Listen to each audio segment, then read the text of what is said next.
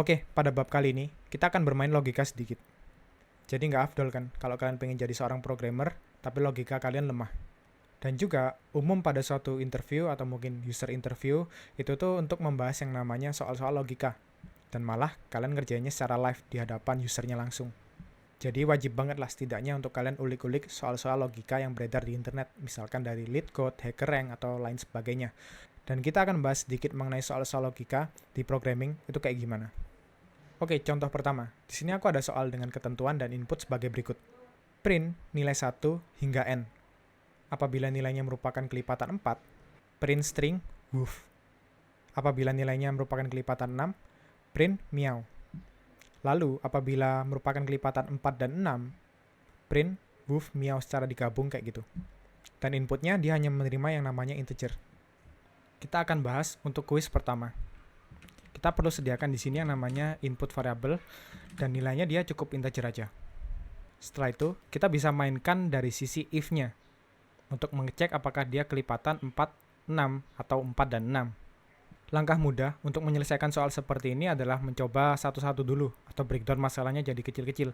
Kita bisa coba dari kelipatan 4-nya dulu. Nah, gimana cara kita mendefine kelipatan itu? Dan kita bisa manfaatkan yang namanya modulus.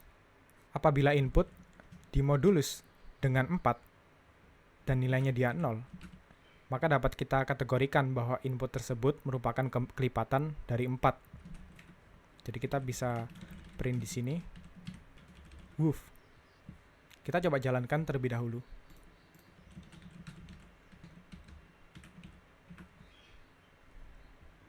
Woof, karena nilainya dia di sini 0 ya secara otomatis. Dan kita perlu inputkan suatu nilai di sini dulu. Untuk mudahnya mungkin kita bisa coba tes dari sini dulu. Kita nggak perlu sediakan inputnya. Contohkanlah 24. Dia woof, karena 24 dimodulus dengan 4 kan bisa ya. Jadi sisa baginya dia nggak ada atau 0. Apabila kita ganti sebagai 23, nah dia bukan merupakan kelipatan dari 4. Nextnya untuk kelipatan 6, kita bisa tambahkan else if. Karena kalau dia nggak di sini, dia akan coba cek di kondisi lainnya. Dan sama, kelipatan dari 6 itu dapat kita define sebagai modulus 6 gini. Kalau dia sama dengan 0, berarti dia kelipatan 6. Miau gini. Yang kelipatan 6, tapi nggak kelipatan 4, itu kan ada 30 ya.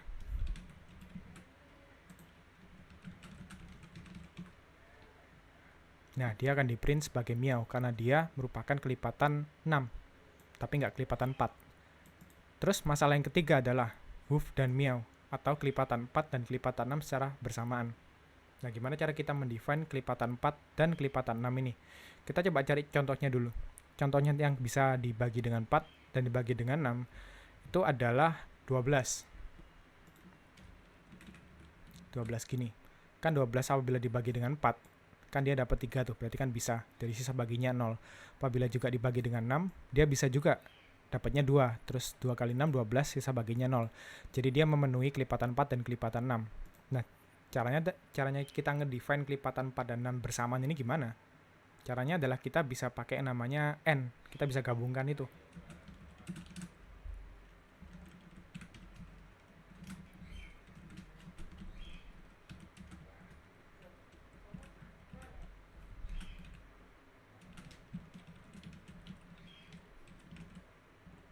Nah, seperti ini.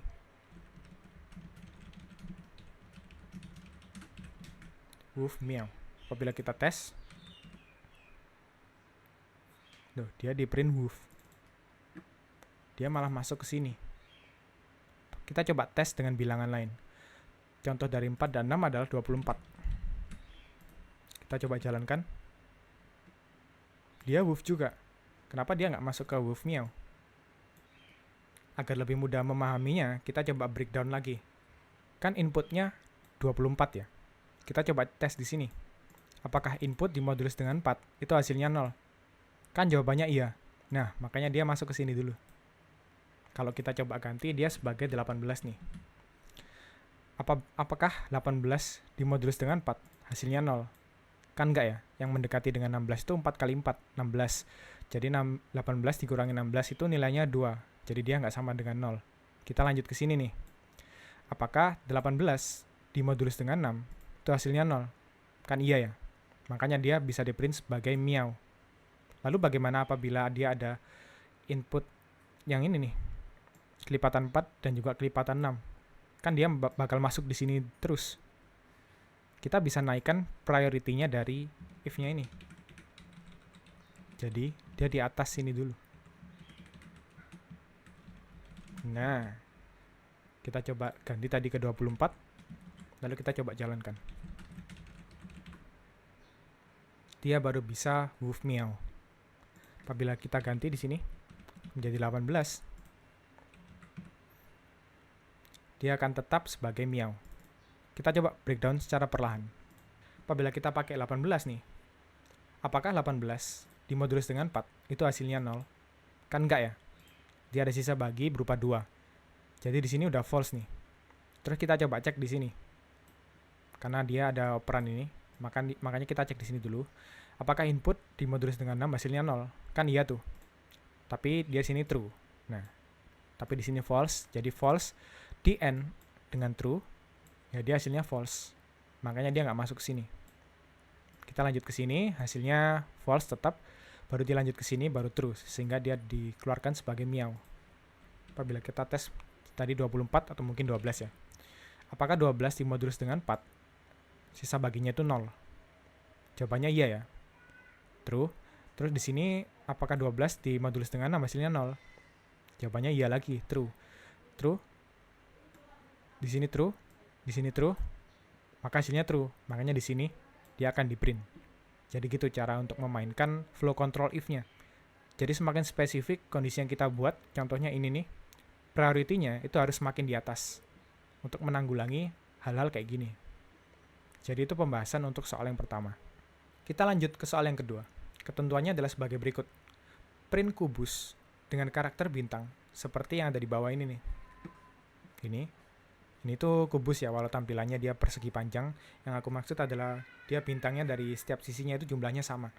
Di sini ada 5, dan di sini juga ada 5. Dan dia harus menggunakan for loop ya. Kalian nggak boleh print secara manual. Dan ini udah ada ketentuannya, jumlah bintang horizontal dan vertikal itu harus sama. Dan dia menerima satu input, yaitu n, integernya. Atau sebagai panjang sisinya lah, bukan jumlah bintang. Pembahasannya seperti ini. Kita buat variable terlebih dahulu seperti biasa, dan kita kasih nama n dengan integer. Lalu gimana cara kita bisa ngeprint kubus kayak tadi? Kuncinya udah ada, yaitu menggunakan for loop. Lalu for seperti apa yang kita harus buat? Kita coba buat dulu. Misalkan di sini i 0 kayak gini, terus i lebih kecil daripada berapa? Karena kita minta jumlah sisinya itu sesuai dengan inputnya, jadi di sini harus n, karena n itu merupakan inputnya user. Nah, kita bisa print bintang kayak gini, mungkin print line. Terus kita jalankan dulu. Jadi kita coba satu persatu dulu. Ups, dia nggak dijalankan karena ini defaultnya 0. Jadi kita bisa buat ini sebagai 5 gini.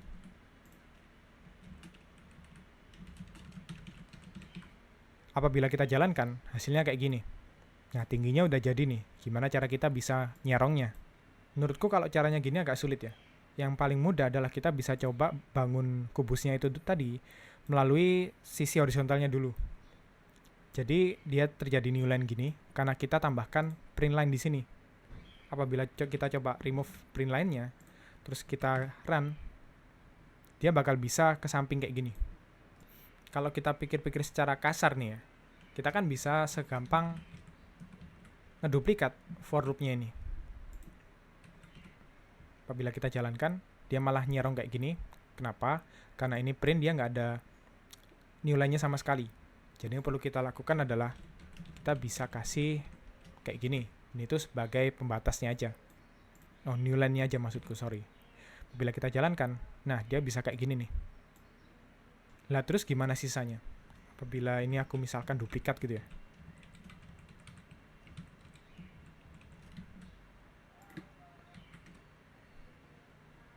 Nah, dia baru bisa kayak gini. Dan ini solve. Tapi apakah seperti itu? Kita coba naikkan si n-nya atau inputnya menjadi 10. Nah, apabila kita jalankan, ya ini lebih kayak kubus sih, tapi jumlah bintangnya ini dapat kita lihat di sini 10, tapi di bawah ini cuma 5. Apabila inputnya berubah, ya kita perlu tambahin gini terus.